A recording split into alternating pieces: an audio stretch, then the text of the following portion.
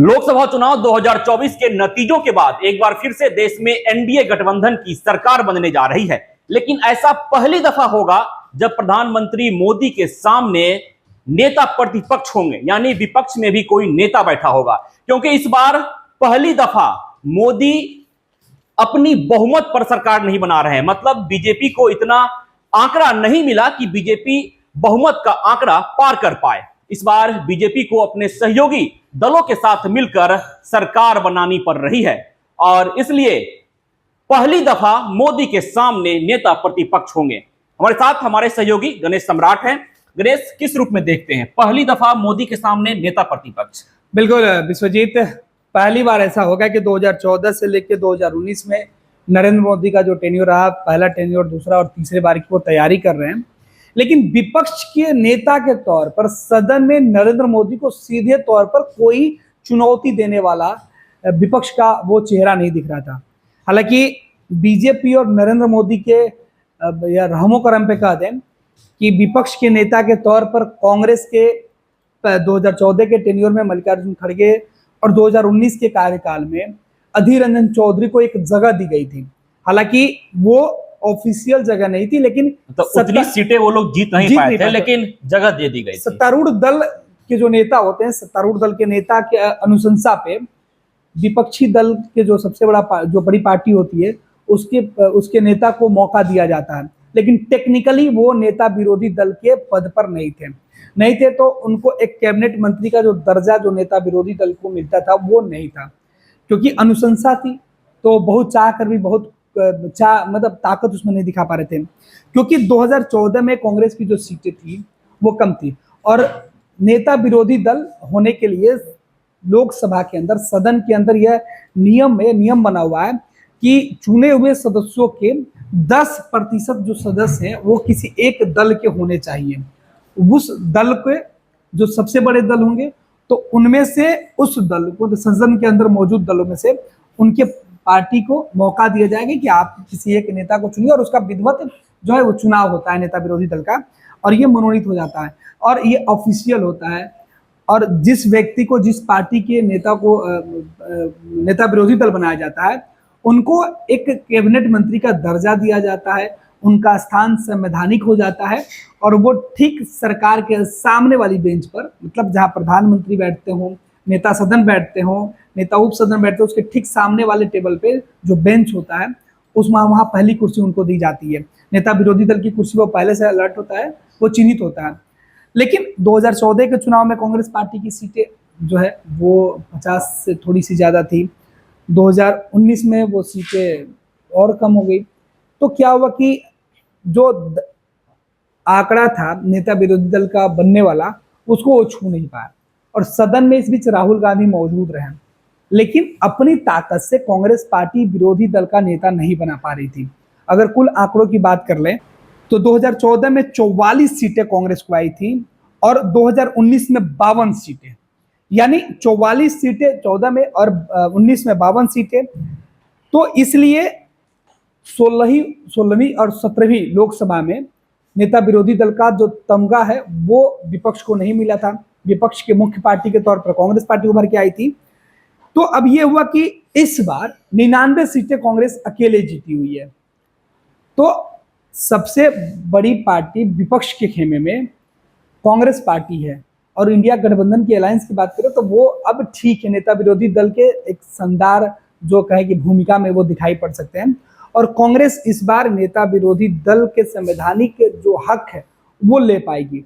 तो 10 साल में पहली बार ऐसा होगा कि नरेंद्र मोदी को सामने से कोई टेक्निकली जो है विरोधी मिलेगा। तो क्या गणेश, जिस तरह से मोदी फैसला ले पा रहे थे, एनडीए सरकार फैसला लेती थी, तमाम जो योजनाएं थे वो पारित हो रहे थे सदन से, क्या अब उस पर ब्रेक लगेगा? क्योंकि सामने प्रतिपक्ष भी है, नेता प्रतिपक्ष बैठे रहेंगे, सामने तमाम जो सांसद है जो जीत कर आए हैं उनकी संख्या ज्यादा होगी। तो इस बार फैसला लेने में कहीं ना कहीं मोदी को कुछ कठिनाइयों का सामना करना पड़ेगा। विश्वजीत, देखिए होता क्या है कि सदन के अंदर सरकार चलाने के लिए और सरकार के फैसले पास कराने के लिए बहुमत की जरूरत होती है और बहुमत का आंकड़ा फिलहाल बीजेपी गठबंधन यानी एनडीए गठबंधन के पक्ष में है और नरेंद्र मोदी को फैसले लेने में ज्यादा दिक्कत तो नहीं, लेकिन फैसले को बहुमत पे फ्लोर पे जब पास करवाने की बात होगी तब ताकत इकट्ठा की जाएगी।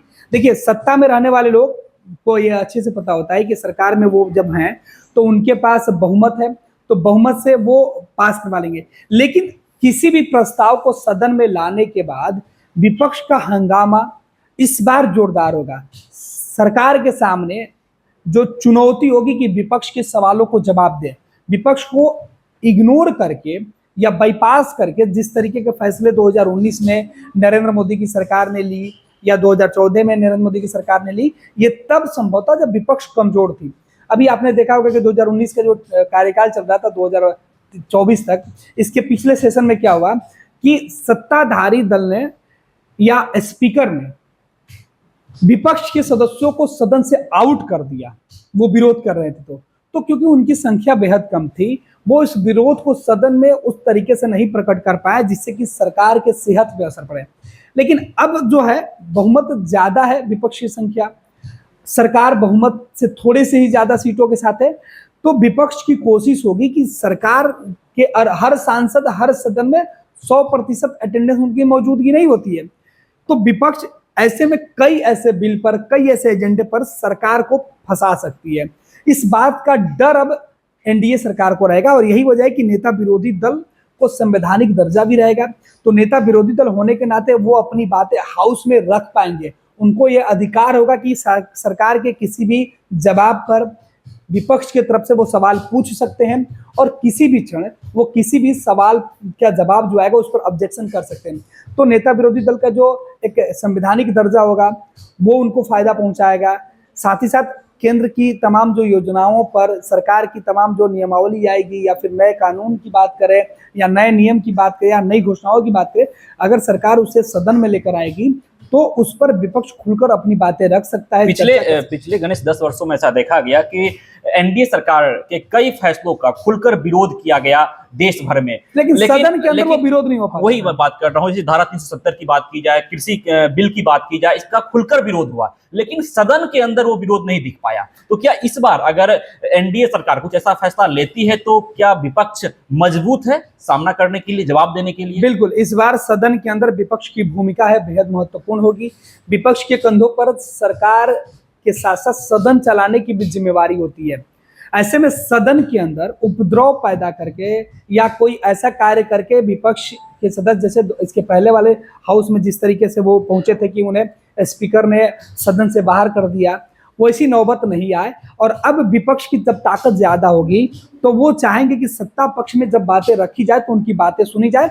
और अब स्पीकर के ऊपर भी एक मोरल दबाव पड़ेगा क्योंकि विपक्ष की ताकत होगी, उसको वो इनकार नहीं कर सकते हैं, इग्नोर नहीं करेंगे, उनको भी मौका देंगे। क्योंकि विपक्ष के नेताओं का यही आरोप रहा कि स्पीकर उनकी बातें नहीं सुनते हैं क्योंकि उनकी संख्या बेहद कम हो जाती थी और बहुमत से ज्यादा बीजेपी कि जो अकेले अपने दम पर सरकार जो है, बीजेपी बहुमत से ज्यादा थी, सहयोगियों की संख्या मिलाकर वो काफी ज्यादा हो जाती थी। तो ऐसे में सदन के अंदर विपक्ष से ज्यादा सत्ता पक्ष के लोग बैठे होते थे, तो सरकार पूरी तरीके से अपर हैंड लेके जो है कोई भी फैसला ले लेती थी। लेकिन अब सरकार को अपने साथ अपने सहयोगियों के भी विचार विमर्श की जरूरत है।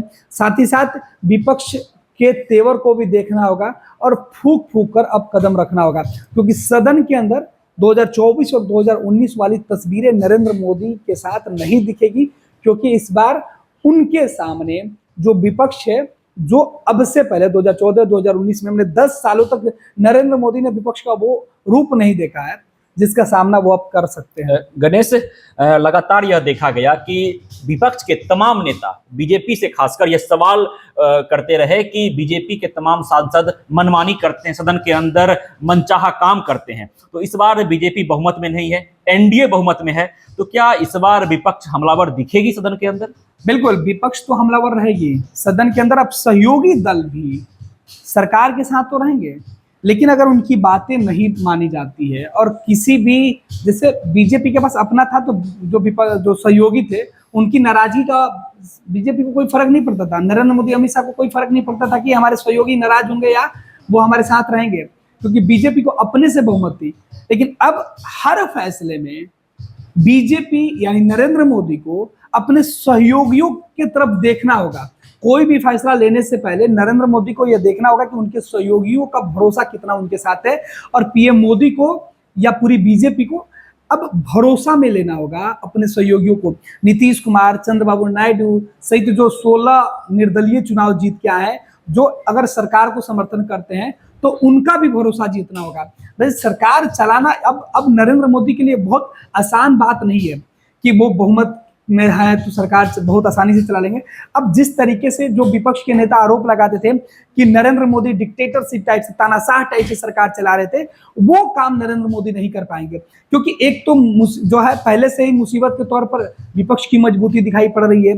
दूसरे तरफ नीतीश कुमार, चंद्रबाबू नायडू या जो अन्य सहयोगी हैं जिनके बदौलत ये सरकार चल रही है, उनको आप नजरअंदाज नहीं कर सकते हैं, उनकी बातें आप अनसुना नहीं कर सकते हैं, उनकी समस्या, उनके क्षेत्रों की समस्या को आप इनकार नहीं कर सकते हैं, तो उनको आपको तवज्जो देना होगा। दूसरी तरफ की सरकार के बीच और विपक्ष के बीच आपको एक सामंजस्य बनाकर चलना होगा। ऐसा कोई भी फैसला अगर आप लेके आते हैं जिसमें आपके किसी भी सहयोगी का अगर थोड़ा भी माइनस अगर हो जाता है विचार, तो वो आपको नुकसान पहुंचा सकता है। सदन में आपके लाए हुए जो भी प्रस्ताव होंगे वो गिर सकते हैं। तो नरेंद्र मोदी के सामने ये चुनौती होगी कि इस बार अपने सहयोगियों को पूरे कॉन्फिडेंस में रखकर ही कोई भी फैसला या कोई भी बिल सदन के अंदर लाया जाए, जिसमें कि सत्ता पक्ष का पूरा समर्थन मिले जब विपक्ष उस पर सवाल उठाए। तो गणेश, ये कहा जाता है कि एक मजबूत लोकतंत्र के लिए जरूरी है कि सत्ता के साथ साथ विपक्ष भी मौजूद हो, और जिस तरह से चुनावी नतीजे सामने आए, जिस तरह से देश की जनता ने समर्थन दिया, चाहे वो एनडीए को हो चाहे वो इंडिया को हो, तो क्या लग रहा है कि इस बार जो समर्थन मिला है उस समर्थन के बाद जो लोकतंत्र है वो मजबूत हुआ है हिंदुस्तान में? बिल्कुल, लोकतंत्र बचाने की बात ही की जा रही थी विश्वजीत, और इस बार सब बच गया। लोकतंत्र भी बच गई, सत्ता भी बच गई, ईवीएम भी बच गई, प्रतिष्ठा भी बच गई, और इस बार विपक्ष भी बच गया। क्योंकि विपक्ष के लोग कह रहे थे कि अगर इस बार नरेंद्र मोदी की सरकार बन गई तो विपक्ष खत्म हो जाएगा, तो विपक्ष मजबूती के साथ सदन में रहेगा, तो विपक्ष बच गई। लोकतंत्र इसलिए बच गया कि सभी लोग इस जनादेश का सम्मान कर रहे हैं। संविधान और आरक्षण इसलिए बच गया कि अभी संविधान खतरे में नहीं है, क्योंकि सभी लोग उसके शपथ लेकर सदन में बैठेंगे। दूसरी बात और आखिरी बात यह है कि इस बीच ईवीएम पर सवाल नहीं उठा, तो ईवीएम की भी प्रतिष्ठा बच गई। इलेक्शन कमीशन के फैसले भी अब निष्पक्ष दिख रहे हैं। अब जांच एजेंसियों पर जो सवाल उठ रहा था वो तो विपक्ष का काम है उठाना। फिलहाल नरेंद्र मोदी की सरकार तीसरी दफे बनने जा रही है, और 10 साल में पहली बार ऐसा होगा कि इस अगले 5 साल के लिए नरेंद्र मोदी को अब अपने सामने एक विरोधी को भी देखना पड़ेगा और उसको सुनना पड़ेगा। शुक्रिया गणेश। तो यह अब साफ हो चुका है कि एक बार फिर से देश में एनडीए की सरकार बनने जा रही है, लेकिन ऐसा पहली दफा होगा जब मोदी के सामने कोई ऐसा चेहरा होगा जो मोदी से सवाल पूछेगा। मतलब साफ है कि सदन में इस बार विपक्ष में नेता प्रतिपक्ष बैठे होंगे। ऐसा पहली दफा होगा जब बीजेपी केंद्र में यानी मोदी के कार्यकाल में बहुमत से सरकार नहीं बना पा रही है, गठबंधन के साथ सरकार जब बनेगी इस बार, और विपक्ष में बैठे होंगे विपक्ष के वो चेहरे जिसे तमाम सांसद विपक्ष के चुनकर सामने लाएंगे। और बातें कही जाती है कि एक मजबूत लोकतंत्र के लिए यह जरूरी है कि सत्ता के साथ साथ विपक्ष भी मौजूद हो, और इस बार सब कुछ देखने को मिल गया है। जिस तरह से देश की जनता ने समर्थन दिया, चाहे वो एनडीए को हो चाहे वो इंडिया को हो, और उस समर्थन से यह साफ हो चुका है कि इस बार लोकतंत्र पर कोई भी खतरा नहीं है। क्योंकि लोकतंत्र पर खतरा है, ऐसी बातें सत्ताधारी दल के नेता भी उठा रहे हैं और ऐसी बातें विपक्ष के नेता भी उठा रहे थे, लेकिन इस बार सब कुछ साफ हो गया, सब लोग खुश हैं। अब देखना दिलचस्प रहता है कि जब एनडीए की सरकार शपथ लेगी तो उसके बाद देश की जनता कितनी खुश होती है। पैनोरमा ग्रुप, जो सोचता है वो करता है। ये लो मुंह मीठा करो, आज मैंने अपना जॉब छोड़ दिया, अब हम पूर्णिया वापस जाएंगे। जॉब छोड़ दिया है? मतलब ये घर कैसे चलेगा? हम करेंगे क्या? और माँ बाबूजी क्या बोलेंगे? इसलिए मैं एक और मिठाई का डब्बा लाया। अपने बिजनेस के लिए लोन अप्रूव हो गया। अरे लोन अप्रूव हो गया वो तो ठीक है, लेकिन पूर्णिया में हम रहेंगे कहाँ? अपना घर भी तो नहीं है वहां। इसलिए तो एक और मिठाई का डब्बा अलग से लाया हूं। हमने पूर्णिया में घर ले लिया है, पूर्णिया के ई होम्स पैनोरमा में। पूर्णिया में पैनोरमा ग्रुप लेकर आए हैं ई होम्स पैनोरामा, बड़ा घर, आलीशान जिंदगी और अत्याधुनिक सुविधाओं के संग। अरे अरे, अब क्यों मुंह मीठा करवा रही हो? क्योंकि हम घर वापसी जो कर रहे हैं। घर वापसी की खुशी पूर्णिया में ई होम्स पैनोरामा के संग। ई homes panorama, luxurious lifestyle redefined.